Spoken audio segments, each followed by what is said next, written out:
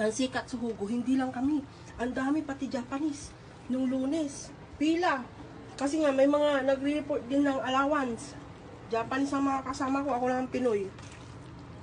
Tapos may pinakuha immigration na papel nga, yung sa ano, sikat so Hoken. Hinahanapan ako. Okay na guys.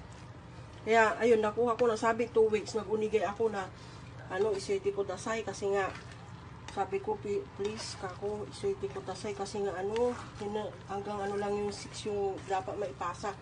Sabi asakti, dumating kahapon. Dumating kahapon ng hapon. Ay, hindi kanina. Dumating kanina. Yun, no? Gising siya. Naamoy niya yung pansit, guys. Johnny! Kanina niya pa nire-request yan, guys. Hindi ko lang na, dahil nga syempre dami niya na nakain. Bumili siya ng sushi. Bumili siya ng moose burger. Bumili siya ng chicken.